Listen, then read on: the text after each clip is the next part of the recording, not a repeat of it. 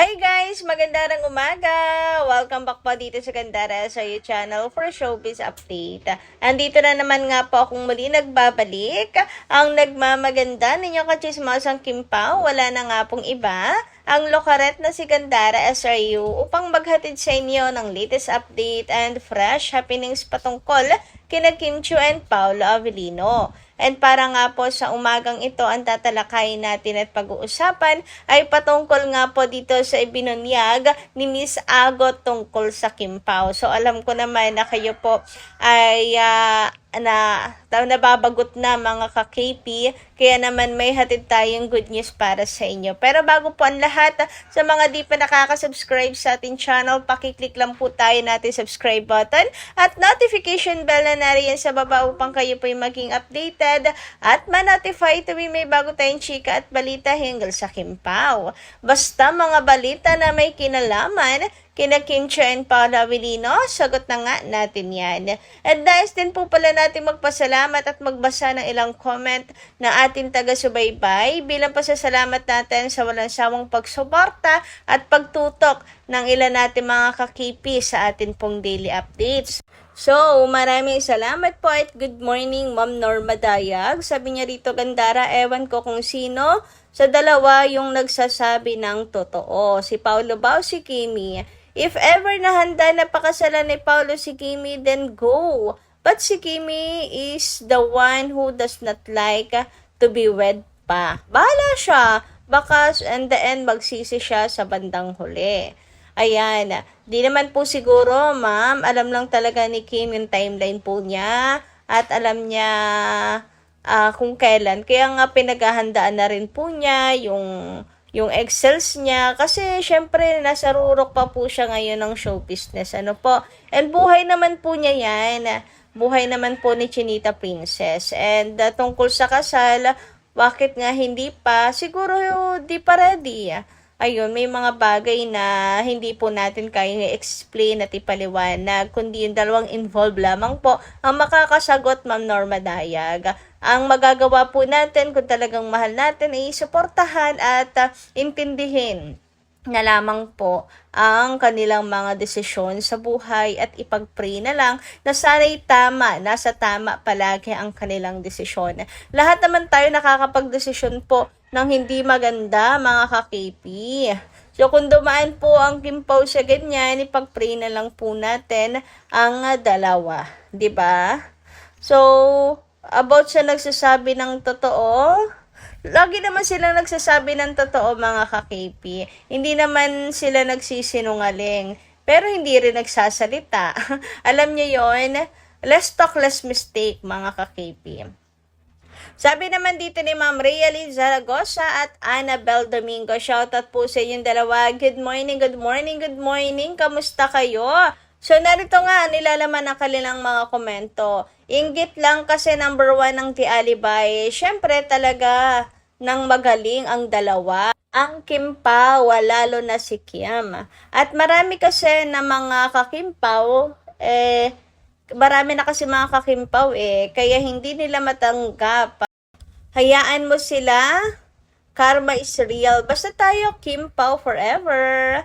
Gandara siguro naman, nanonood din talaga ang mga basher na yan at hindi lang talaga nila matanggap na ang galing umarte ni Kim dito sa The Alibay. Kaya kung ano-ano na lang ang sinasabi nila kay Kim, wala na kayong magagawa, mga bashers nga, diba? Ayan, tama kayo, Ma'am Realyn at Ma'am Annabel. Kasi nga, sa pagiging number 1, ang hindi nakapagtataka, nag-number 1 ba naman worldwide sa I1 po ang Kim Pao. Kaya naman, na hindi po maintindihan na naman po ang butse ng mga bashers na to. Kaya nagtatatalak na naman at sinasabing nandadaya sila Kim and Paolo. Wala naman po atang mga kalaban na natalo, napakadalang mga kalaban na natalo na hindi sila sabing nandaya si winner. 'Di ba? Maski tayo pag minsan nanalo si kalaban, sabi na, daya lang 'yan, 'di ba? Kaya intindihin na lang siguro natin yung mga bashers na yan na loser. Kasi nga loser po sila. So, ano ba sasabihin nila kundi nandaya tayo? Tawanan na lang po natin kasi alam din naman natin kung ano po ang katotohanan. Napakahusay dito ni Kim, napakahusay dito ni Paulo, at the rest ng cast ng The Alibay. Mga veteranong artista, mga kasama, pinaghandaan at pinaggastusan talaga. May budget po sila sa The Alibay. Kita nyo naman yung color coding, yung cinematography, iba din talaga. Plus yung storyline. Kaya naman, hindi nakapagtataka kung may ma-achieve ang The Alibay. Hindi po siya pipitsugin lang na series ng ABS-CBN. Poster pa lang nga, di ba? Anyway, sabi ni Ma'am Edith Nadonsa at Ma'am Josephine Celis, shoutout po sa inyo. Magandang umaga, kamusta rin po kayo? Hay nako, inggit lang sila sa mga cast ng The Alibay. Walang pandadaya ang ginawa ni Kini. Kimberly Shu Yap Chu ay tunay at totoo. Kaya Kim Pao lang ang malakas. Talagang walang days yan kasi walang daya yan kasi magaling ang Kim Pao. Check, ipagsigawan natin yan mga ka-KP. Walang dayaang naganap, walang pandadaya. Sadyang napakahusay lang talaga ng pagkakagawa ng The Alibay, ng casting ng The Alibay, ng pag-arte sa The Alibay, and ng cinematography ng The Alibay.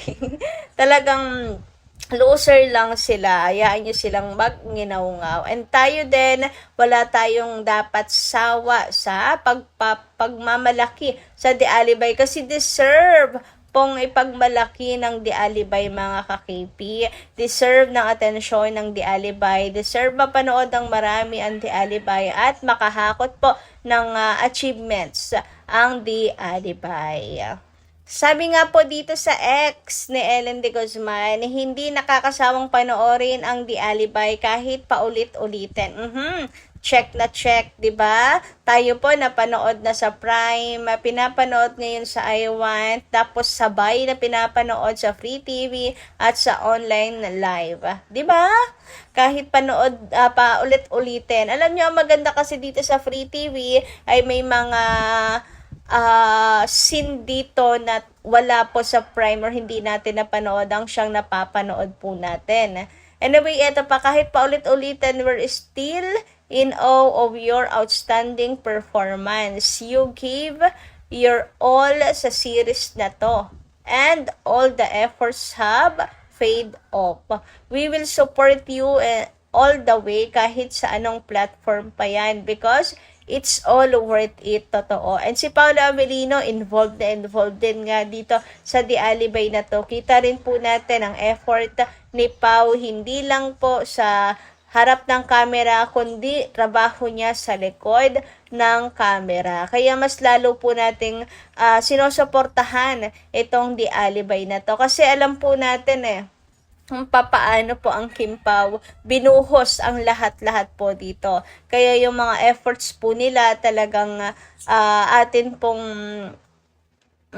ina-appreciate mga ka-KP. Anyway, dumako naman tayo mga ka-KP dito sa pasasalamat ni Chinita Princess para sa The Alibay ang buong katotohanan. Maraming salamat po sa pagmamahal at suporta niyo sa aming palabas. Reading all your comments and reviews, very episodes. Salamat po talaga. Though napanood na siya sa iba't ibang platform, first sa Prime Video last year and still sa iWant 7 days ahead. And ayan putol. Pero ayun na nga, sa loob ng 1 linggo po natin panonood, maraming salamat daw po mga ka-KP mula po mismo kay Kim Chu. Taos puso po siyang nagpapasalamat. And syempre from Paolo Avellino din po at the same time kasi ni-repost po yan ni Paolo Avellino. Ayan, naka 1 week na tayo mga ka-KP.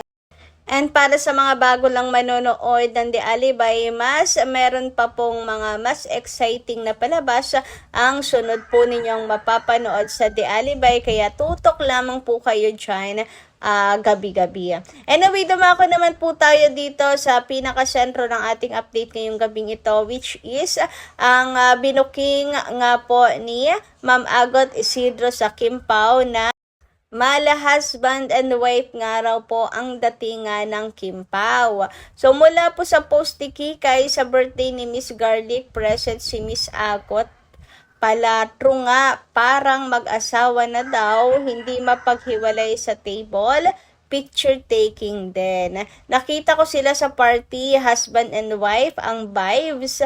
Kung nasaan si Kim, palaging nasa tabi si Pao, hindi mapaghiwalay. And makikita nyo rin dito sa shinare na video na si Kim, ano lang po, sumaglit lang para may kausapin siguro. Si Pao ay talagang nakasilip, hindi po mapakali. Lagi po siyang nakatingin at nakabantay kay Kim Chu. O, diba, napaka-sweet. Yung tipong, yung mga mata ni Pao, nakamagnet po talaga kay Chinita Princess. O, ayan. Nakasilip po talaga siya mula sa malayo. Paano kayang hindi masasabi, diba, na hindi mag-husband and wife yung dating ng Kim Pao? Kasi yun na yun talaga eh. Yung yun ang dating nilang dalawa. Lagi po silang magkasama. Kaya thank you so much dito sa ayuda pong ito. Marami pong matutuwanan na mga Kim Pao fans. Kayo guys, anong inyong masisay tungkol dito? Comment ka lang po dyan sa baba. Hanggang dito lang po muna ang ating update. Thank you so much po sa inyong pakikinig at kita-kits po tayo muli sa mga susunod pa natin chika tungkol sa Kim Pao. Maraming salamat at ingat po kayo palagi.